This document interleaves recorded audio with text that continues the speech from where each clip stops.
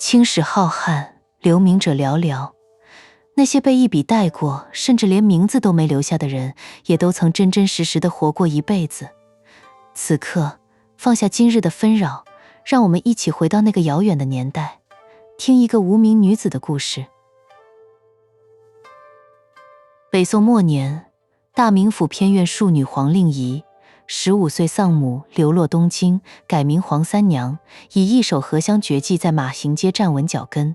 她以清风迎反暴力，行商讲义气，更与夫君周文清以半卷香谱为刃，反杀觊觎沈家秘方的皇家买办马元清。金兵破城，他南渡临安，青丝成霜，却将那缕草药清香从汴京烧到了西湖，这是他半生的故事。大名府的雪是苦的，那气味不是沉香的幽邃，也不是檀香的悲悯，那两种苦是好的，能让人安神。那是由蒲公英和苍树熬出来的灰绿色药汁，是大名府皇家后院灶房里那股洗了整整15年也洗不掉的中药味。我娘姓沈，她叫沈清明，是个庶姨娘，外祖父家世代制香，娘亲也学会了制香，但小时候听了娘亲说，外祖父不知得罪了谁，让整个家族被清洗，因此她才到了阿爹家当了姨娘。从我记事起，娘亲便会自己制香食用，我跟在娘亲身边也学习了很多。我娘得了传诗痨割血不止的那3个月，朝廷正下诏清算元佑党人，阿爹身为大名府知府衙门下的木职官，因一纸私通折臣，利用大名府却一分司官车夹带真沉香接济留人的密报，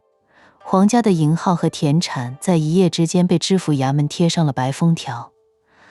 阿爹被大名府知府衙门差役所拿，投入了大名府司礼院。大娘冷住脸，把各房份例扣得精光，嫌我娘得了传诗痨，连一个粗使熬子都不肯派到偏院。那时大房的兄姐们正忙住聚在正堂哭喊切割保命，在他们眼里，我和我娘这2个偏房庶女连蝼蚁都不如，甚至避之唯恐不及，而我一个连桌都上不得的庶女，却在那股荒凉与刻薄里野蛮地驱出了骨血。大房的姑娘在学琴棋书画，我却得拿着仅剩的几文足钱，在城门口跟最刁钻的草药贩子锱铢必较。我站在陶制药当子边替我娘熬药，听着那些文官大院里的秘密隔墙传来，高高在上的大娘从不避讳我，在他们眼里，一个丫头片子懂什么？可他们不晓得，我那双眼睛早就把皇家账目的漏洞、官府听差的潜台词，连同我娘因常年间要对草木一并精算进了骨子里。娘咽气的那个后半夜，大雪砸断了偏院的枯竹，屋里静得只剩死寂。我娘用那双干枯、长满冻疮的手，颤抖着从枕头底下的夹层里摸出一个用油布包了3层的包裹，死死塞进了我的肚兜里。那里面是半本边缘焦黑、字迹娟秀的荷香秘谱。令仪，阿娘没能给你一具富贵身骨，也没有什么能留给你，唯有这祖传的半本香谱。他口里喘着粗气，眼里全是深入骨髓的恐惧与决绝。这半本谱子是你外祖母当年传给我的心血，在皇家这等清高的文官大户眼里，这摆弄脂粉香料的香谱不过是下九流的雕虫小技，他们不识宝，这才让这本谱子在我身上放到了今天。你收好它。我怔怔地看着怀里的油布，眼泪砸在上面。娘死死抓着我的手，那双指甲深深陷进我的肉里，颤抖着叮咛，另外的那半张谱子我也不知道在哪里。我也是听你外祖母说的，拿着那半本谱子的人似乎在找这半份谱，不知对方来意，你定不要轻易泄露。你才15岁，如果被发现，对方如不怀好意，你定护不住。你揣着他去东京，安安分分的隐姓埋名，一文钱一文钱的在街面上熬，尽量避免让沈家香气曝光。听阿娘的话，如若你不得不把这后半张香谱点起来谋生，你要记住，这药香迟早会替你把那头饥饿的恶狼引到你的柜台前。在你长成真正有本事能自保防身之前，你定要死死捂住这半本谱子，不要让人知晓。隔天清晨，娘连一句保重都没来得及说，双眼一翻便没了气息。没过几日，州衙的锁链砸开了皇府的大门，抄家的工人如潮水般涌进偏院。那一刻，15岁的我听着外头官兵的脚步声与家丁的哭喊声，死死按着肚兜里那块滚烫的油布包。我知道阿爹被抓，皇家已垮，这群官兵进门定会疯狂搜索是否还有值钱的物品。如果这本沈家命脉被搜出来，娘要我手的谱子便会被发现了。恐惧逼到了极点，我反而冷静得像个冷眼观看的算计者。我盯着药当子边剩下的草药，一把抓起一团能让肤色发青、遇水如黑血般的青黛与朱砂碎屑，狠狠抹在了自己的脸上与脖子上。随后，我抓起一小撮专用来催吐的瓜地末与苦参梗，生生含在了舌底。突然，门被踢开，涌进来的工人举动极其怪异。他们不搬桌椅，不抬香笼，劈手就去撕扯我娘身上的寿衣，甚至疯狂地刀砍床榻，翻找被褥的暗格夹层，个个脸色焦急，显然是在翻找着某件特定的东西。领头的工人满头大汗，显然没在死人身上找到东西，猛地转过头，一双充血的鹰眼狠狠盯上了蜷缩在角落的我，劈手就要过来扒我的衣襟。就在他的手快要触到我衣领的千钧一发之际，我死死咬破舌底那团藏了许久的瓜地与苦参。那股极致的苦燥瞬间在喉咙里引爆，激得我胃部一阵疯狂翻江大海。我顺着这股力道，噗的一声，将满口的药草碎屑混合着浓烈的呕吐物，劈头盖脸地朝着那工人的脸上和伸过来的手上狂喷过去。我一边疯狂地剧烈撕咳，一边把沾满青黑药汁的双手在空中乱挥，作势要上去抓他求救。那工人哪里见过这种阵仗？在当时大宋的医书里，这惨象叫传尸痨，痨虫会顺着呕吐物过人，谁碰谁全家死绝。工人吓得魂飞咆哮，看着自己手上沾到的那团恶臭呕吐物，连忙捂着脸狼狈倒退5步。此时正房的大娘带着兄姐也正好被押解经过院子。大娘平日里最嫌恶我们，一瞧见我这惨相，为了怕我扑过去连累大房，立刻尖着嗓子对那领头的工人喊：官爷动他作甚？那丫头从小在偏院端药，早就被他娘传了尸痨，你瞧她吐的那样，痨虫早就入骨了，谁碰谁全家死绝。她身上那几件破烂掉在地上狗都不闻，官爷若是沾了尸痨恶疾，回京可就没命见妻儿了。大娘一辈子刻薄，却没想到这句避嫌的狠话，在此时却成了天赐的阎王盾。那工人吓得脸色惨白，一边在墙上疯狂擦着手上的呕吐物，一边嫌恶无比地啐了一口，哪里还敢碰我一根指头。他劈手夺过桌上的几件破衣裳，不耐烦地把我往门外轰。去，罪臣之女，没及为数，少在这碍眼，染了官爷的晦气，滚！我低着头，死死捂着心口那块因为瞒天过海而狂跳的油布包，在那群工人和大房兄姐惊恐大乱的哭喊声中，一脚深一脚浅地走出了大名府的大门。那年冬天，我抱着油布包，千里迢迢来到了东京城。为了活命，我彻底隐姓埋名，混进了酸枣门口最混乱的难民堆里。我用我娘留下的那几门私房钱，买了一个死于洞内的同龄孤女的户籍凭邮。从此，我不再是知府千金黄令仪，我是相国寺乡试里人人都可以啐一口的大绞刑犯黄三娘。东京汴京城，富庶之地，繁华甲于天下。我与周文清在相识相识，他曾是前任州郡通判之后，却因党争株连被削籍，连一间贡院的大门都迈不进去。大宋的体制废掉了他的双腿，却逼出了他最疯最清醒的脑子。他读圣贤书不为钻营王室心学，而是将满腹经纶化作了看穿大宋官僚机器运作的实用主义杠杆。两个被时代抛弃的庶出弃子拼在一块儿，居然凑出了一个最硬的家。成婚后第3年，我们有了女儿周玲。周玲6岁那年，我依靠娘亲在我幼时教我的技能，开了间香蒲局，坐落在马行街。我们租下了一间窄小的铺面，不求大富大贵。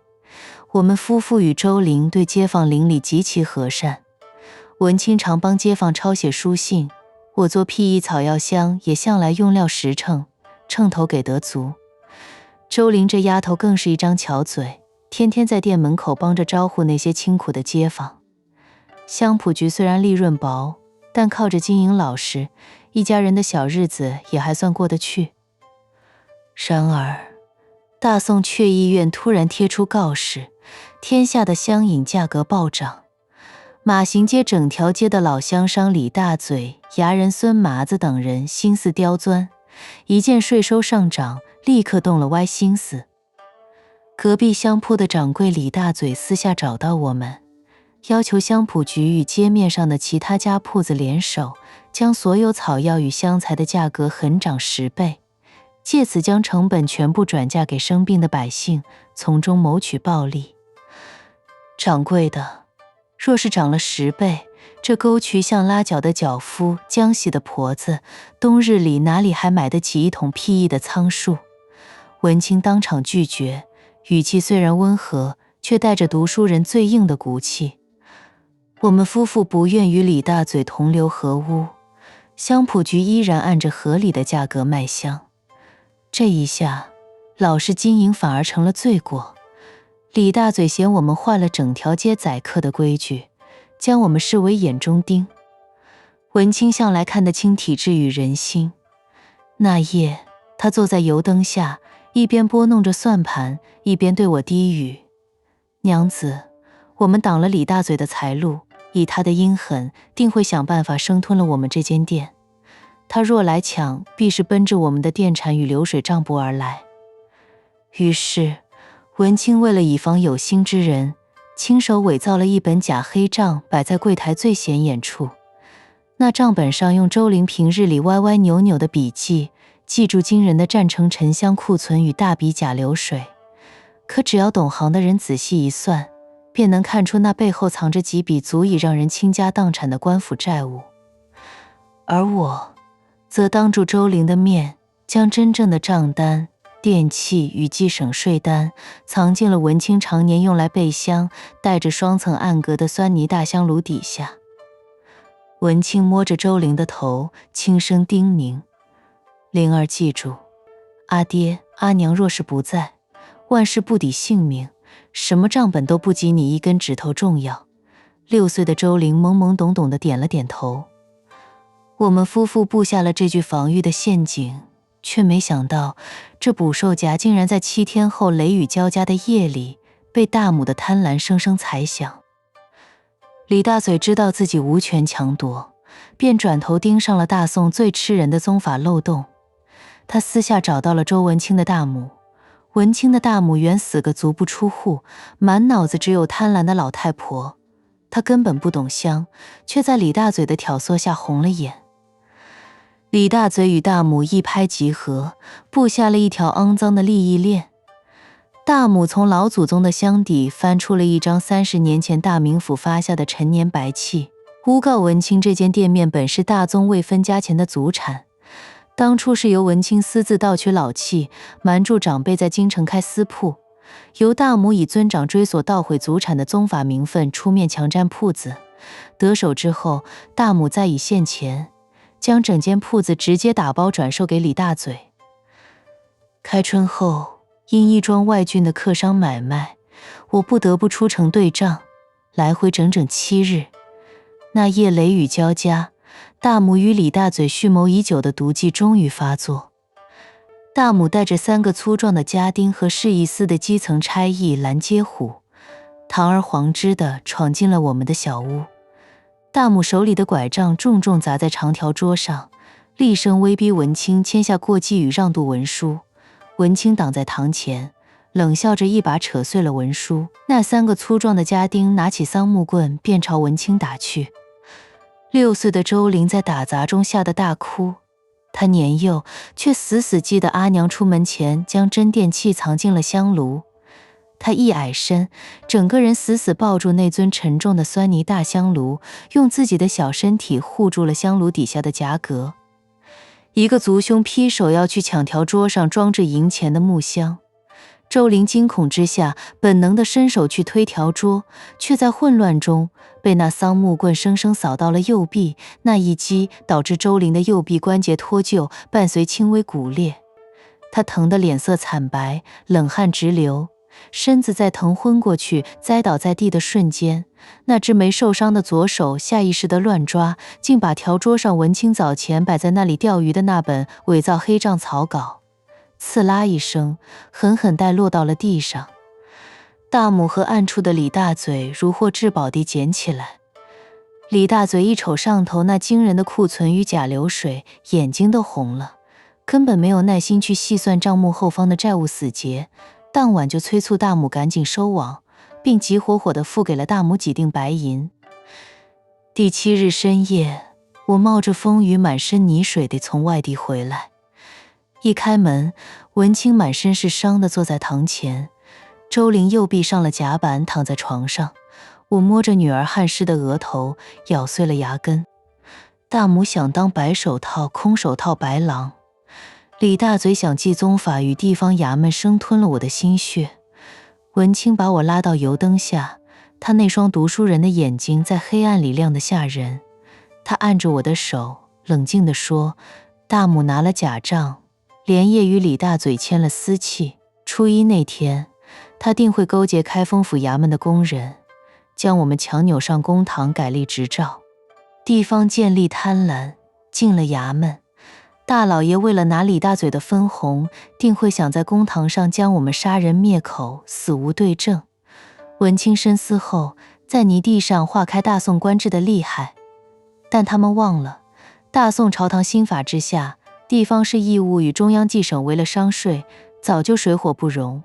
我们这铺子6年来完纳的抽分，走的是计省直收。我连夜将对账单与李大嘴非法私买电产的合同副本送进阙医院。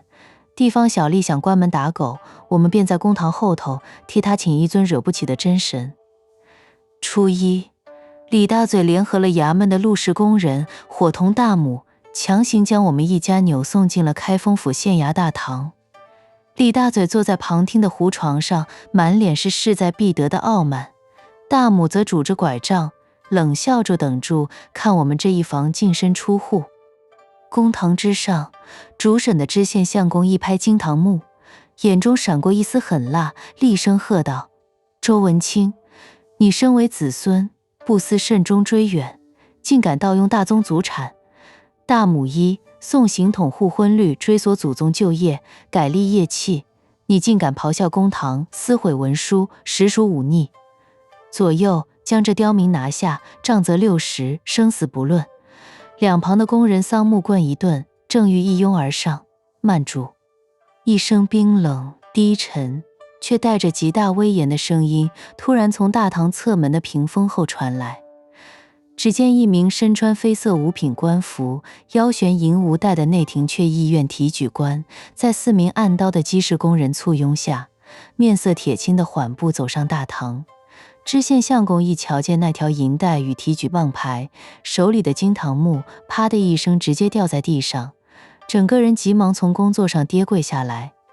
提举大老爷，您怎么亲自来了？文清抱着周玲站在大堂中央，他理了理破旧却干净的衫子，挺直了脊梁，对着堂上冷冷开口。堂上民工看清楚了，这上面盖着的是户部太府司的大印。过去6年，我们乡圃局每个月向阙议院完纳的抽分税钱，走的是户部直收、拨减内党的特许渠道。这间铺子是继承编入太府寺岁纪大纲里的定额刻例。文清盯着那瘫软在地的地方官，字字诛心。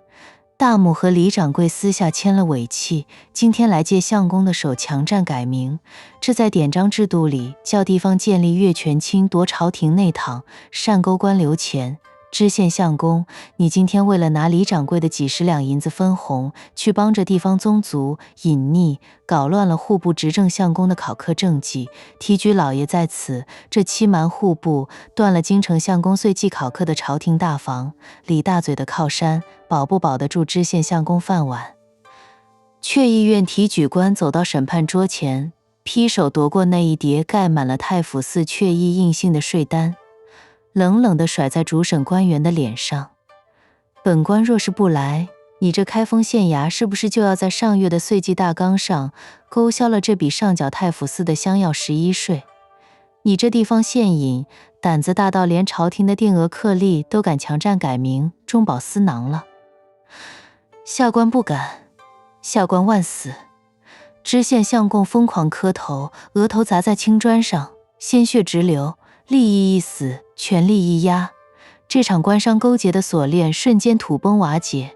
主审官员为了自保撇清关系，当场狂拍桌子，厉声大喝：大胆周氏，竟敢私售他人完税敛产，欺诈商贾，瞒骗官府，助立刻查封周家大宗城西2间药铺，充公抵债。周氏族兄强占官产，重则30板，即刻打入开封府大牢。李大嘴与大母当场瘫软在地，李大嘴砸下了200贯真金白银，买到的却是一场欺诈官府的官司，当场气得翻脸控告大母。两方狗咬狗，在公堂上被咬得粉身碎骨。那天下午，我花费重金请来了东京城太医局最擅长跌打骨科的御医，将周玲脱臼的关节精准复位。仅仅过了3个月，周玲的右臂便完全复原，灵活如初。而李大嘴在对面惊恐地看着我身上那件挺得笔直的布被子，低下头，双手递上一盏泛着雪白茶沫的鉴茶。黄三娘子老汉受教了。如此过了数年，直至宣和年间，香蒲局在马行街彻底站稳了脚跟。为了在暴涨的香饮新法下活命，我翻阅了母亲留给我的那半本谱子，发现若以特定桑柴或后烘焙本地最贱的白芷、川芎与薄荷梗，竟能化进草木燥气，调制出不输战成沉香的清冷质感。这几味本是寻常中药，浑不沾阙医院的进口香药禁阙专卖。我们彻底绕开了朝廷暴涨的香饮税。我们给这款纯草药极便宜的香取名为清风饮。清风饮因为便宜又极具高级感，瞬间在东京城的太学文人圈子里卖疯了。可这款草药香的暴力与独门火候，却惊动了马行街幕后真正的巨兽皇家香药买办，宫里内廷大太监的白手套马元清。马元清手里有着沈家荷香秘谱前半本，那本谱记住大宋内廷最想要的御香材料，但因为没有后半本的精良与火候，它做出来的香总是燥烈，甚至有一股子焦苦味。当他把清风饮买回去一闻，震惊地发现，这家小店竟然能把白芷的燥性完全化解，隔出清凉之气，这正是他解了15年都解不开的结。马元清这才去查黄三娘的底细。当他令底下的人趁着我们不在家时，摸到我张藏在樟木箱底一直不敢亮出来的大名府田产清单时，他整个人如遭雷击。一场跨越15年的阴谋与雷霆暴雨，终于在此刻狠狠砸向了我们。原来他当年调查到了外祖父与外祖母，将后半本的荷香秘谱传给了我娘亲。宫中的大太监便让他利用了私藏原又反书的罪名，陷我爹爹入罪，想趁抄家之时找到那后半本谱子。谁知那年阴错阳差，当时派来的工人因怕被我传染，便回复了我母亲已经死于疫病，也不敢上报我的存在。如今马元清知道了我的存在，他便故技重施，用私藏原佑反书的罪名，将文清带上枷锁，生生拖进了漫天春雨里。当马元清的管事婆子在香蒲局门口刺啦一声抖开了那张发黄焦黑的前半张香蒲时，我只瞅了一眼那上面娟秀的字迹，整个人如遭五雷轰顶。管事婆子皮笑肉不笑地看着我，压低声音道：“黄三娘子，我们马掌柜说了，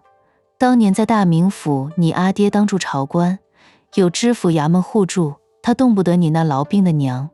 谁能想到，当年抄家时，派了几拨人在那破院子里，差点把床榻、寿衣都翻烂了，也没能搜出后半张。原来竟被你这个满脸黑血、含住催吐药草装死的小庶女给带走了。你今日把后半张交出来，换周掌柜一条命。”那一瞬间，15年前大名府偏院里那些形迹可疑、不搬香笼却疯狂搜衣服、砍床榻的抄家工人，所有诡异的画面在我的脑子里轰地一现，全部串联在了一起。明白了，我全明白了。原来阿爹当年运送乳香、接济留人的种种罪名，是马元清这个皇家买办为了强夺沈家秘谱，勾结蔡京派系在背后设局陷害。皇家在一夜之间被碾碎。我娘之所以会在大雪天被大房活活刻薄，被药苦耗死，马元清才是那个在背后递刀子、点火的始作俑者。那一年的阴错阳差，含药装死逃生，竟是为了今日的血海深仇。我耳边猛地炸开我娘临死前那句带血的叮咛：这满遍京城的药香，迟早会替你把那头恶狼引到你的柜台前，你要认出他，有本事能自保防身之前，定要死死捂住名字。阿娘，你没想让我引狼入室，但如今这头恶狼已经咬碎了我的门槛，我若不挖了他的心，我这一房便再无生路。当夜，我动用香蒲局的所有关系，花了大钱，终于买通狱卒，进了开封府大牢。大牢内阴冷潮湿，文清满身是血地靠在墙角，隔着冰冷的铁栅栏。我们没有抱头痛哭，油灯昏暗，我们将彼此手里的情报、仇恨以及大宋官场的局势一笔一笔在泥地上画开，布下了接下来的公堂文字死局。娘子，马元清是内廷的白手套，外廷的正规文官御史台早就想剥他的皮，只是平时抓不到他的把柄。文清凑近铁栏，眼神在黑暗中亮得像狼，声音低沉：他要后半张方子，我们就给他真方子，但那方子我会亲手用鲜血默写，字体我偏要用朝廷明令禁止的元佑党人眉山苏学士那沉雄肥扁的行书体。马元清是个不学无术的市井阉党狗，他根本分不清什么是馆阁体，什么是苏体，他只会觉得这血书真切，是他通往荣华富贵的垫脚石。更绝的是，我会在这半张方子的调配注解里，将那些精两与草药火候藏下一首讽刺蔡京新法祸国、诅咒朝廷的藏头诗。官人，我死死捏着算盘，隔着冰冷的铁栏凑近他。马元清是内廷的狐狸，他若瞧见这后半张方子是用苏学士的字体写的，定起疑心，绝不敢原样呈给官家。他定会找内书堂的书史，用规矩的馆阁体重新誊抄进贡。文清满身是血，那双读书人的眼睛在黑暗里亮得像狼。他嘶哑地低笑起来：娘子，我算的便是他的不敢。他要后半张方子，我就给他真方子，我偏要用朝廷明令禁止的眉山苏学士那沉雄肥扁的行书体来写这份血书。马元清拿到这份抄写的元佑字迹，定会如获至宝，却又胆战心惊。他必会藏起原稿，另寻心腹书史誊抄抹去痕迹，再高调进贡。文清凑得更近，温热的血腥气喷在我耳廓，但他不晓得我这方子的行文配伍用的是回文嵌字格，不论他找人用什么字体誊抄，只要那几位相才的金两落了笔，每逢3、5、7字，便会拼出一首讽刺蔡京新法、祸国、诅咒朝廷的藏头诗。更绝的是，娘子，你明日便将这份苏体血书原稿，透过你救过的那位太学生，秘密递到御史台清流领袖的案头。我心中大震撼，瞬间洞悉了这个死局。我明白了，马元清以为他洗净了字体，独揽了恩宠，却不知御史大夫早已在朝堂上设伏，只等马元清将那卢香玉改写后的方子呈给官家，御史大夫便会当众请出这份苏体原始血书，指控马元清私藏原诱反书，勾结沈家逆党，在御前行借尸还魂之际，用文字邀香诅咒圣听。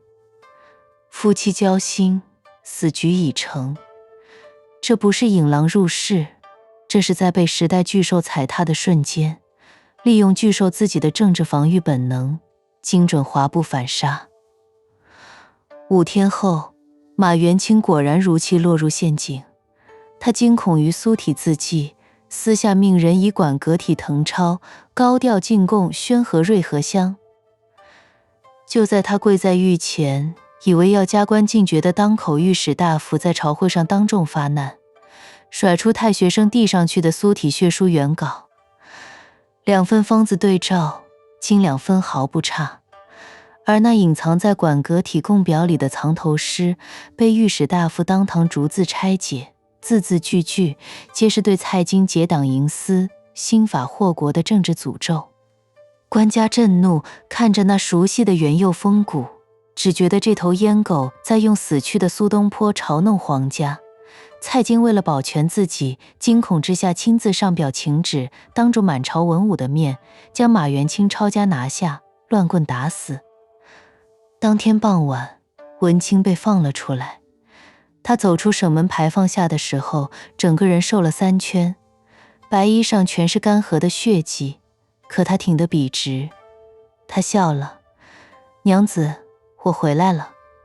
马元清攥着前半张，却不知草木革物，君臣反噬，这回他逃不掉了。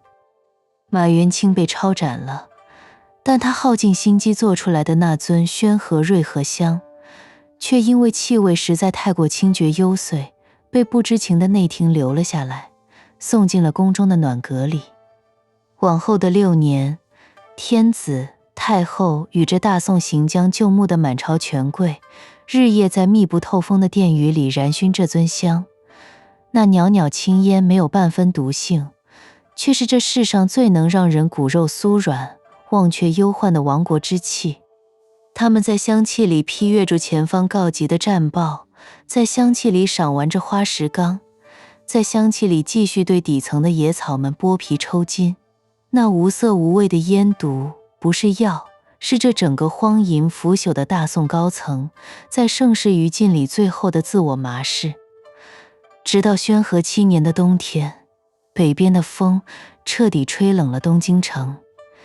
金国的铁骑南下，渡过黄河，几日之间，东京城不夜天的繁华化为满天的余烬。我站在香蒲局的桥头，遥望着远处的进宫与御街，到处都是大火，火光把汴河的水染得通红。马行街烧了3天3夜，城西周家大宗那座高头大院亦在乱兵中化为一地瓦砾。大母与那些骄横的族兄死在了自己苦求了一辈子的祖产火光里。娘子，走吧，东京城没了。文清拖着那条在大牢里落了残疾的腿，背着一口樟木箱子，死死拉住我的手。我们跟着难民挤上了曹船，那座繁华甲于天下，在漫天的黑烟与火光中渐渐沉入历史黑水里的东京汴京城，承载着我半生的血汗，统统那一场大火里烧得连灰都不剩。我16岁入京，30有8岁离京，这大宋的天塌了。如今是南宋乾道年间，杭州、临安府、凤凰山下，外面的钱塘江大潮正拍打着江岸，发出如万马奔腾般的怒吼。春雨淅淅沥沥地落下来，打在茶窗前的青砖上，冒起一阵阵潮湿的水汽。我坐在高足交椅上，手里摸着那张早已焦黑、沾满了宣和炉炭灰的大名府田产清单，上头的朱砂大印褪了色，可阿爹名字旁边那一格鲜明的红，依旧能看出一丝当年的痕迹。我今年已经70有8了。文清在5年前的冬天走了，他走的时候，临安府下着很大的雪。他躺在我的膝头，那双握了一辈子石刻刀与笔杆的手，已经干枯得像一截老檀木。他看着我，额头上当年的那道伤疤早已被岁月的皱纹填平。对我说的第一句话，和50年前在大名府破屋里说的一模一样：娘子，这辈子家里的事有我先走一步，去前头替你把香案生好火。阿娘，喝茶。一声清脆的呼唤打断了我的思绪。我抬起头，看着我的周玲，她如今也是52岁两鬓天霜的掌柜娘子了。她那条右臂当年受过伤，可如今稳健异常，正用那只右手以极其优雅分毫不差的力道击拂出一盏雪白的剑茶递到我面前。在她身后，周玲的老来女，我的小外孙女，正蹲在木案前。那丫头今年才刚满8岁，正咬着牙学着用尖锐的石刻刀去割香材。周玲一边看着账本，头也不回，光凭耳朵听着那沙沙的刻刀声，便能凌厉地指出：丫头，这白纸错得细了2分，岭南的白纸姓曹，错这么细，入炉便焦了。当年你外祖母在马行街教我时，错1分是要打手板的。丫头吓得一缩脖子，偷偷朝我这个足不出户的外祖母吐了吐舌头。我看着他们母女，恍惚间像是瞧见了60年前大名府偏院里那个在药当子边精算草木的自己。我们这间铺子依旧叫香蒲局，店门口到了夜里依旧会点起一盏8角栀子灯。临安城的人都晓得，凤凰山下有个大名府来的黄三娘子，手里有半张能割草木之性的神仙香谱，做的清风饮最是清雅，做的安神香最能叫人忘却亡国的创伤。那些南渡过来的省门老爷、执政相公们，夜里睡不住时，总会打发书童来我这儿买1桶香。他们坐在临安城的西湖边，点一炉香，听着旧朝的《望海潮》，便以为这偏安的湖光山色当真能熬成当年的汴京太平。可我知道，这世上没有一成不变的繁华，更没有压不垮人间的宗法大山。不论是朝堂新法的铁锤，还是金人兵马的大火，能烧得掉高墙大院，能没收了良田千顷，却唯独烧不掉一个女人手里的算盘，烧不掉一个文人骨子里的香气。那些高高在上的相公大母、皇家买办，以为掌握了宗法与权力，就能像摆弄香材一样摆弄我们。大母一辈子算计住男丁过继换现钱，马元清一辈子算计住内廷富贵，到头来皆随那汴京大火化为泥土。嫡出的花朵，死于盛世的废墟，而我们这几棵树出的野草，却活在了人间的灰烬里。我端起那盏温热的剑茶，轻轻喝口。茶汤有些苦，可苦过之后，那留在舌尖上的，是一股子洗不掉的绵长悠远的甘甜。这大宋的江山换了人间，可黄三娘子的香依旧在这人间燃住，哪怕无名，亦是史诗。她的名字没有留在任何史书里，但她活过。晚安，好梦。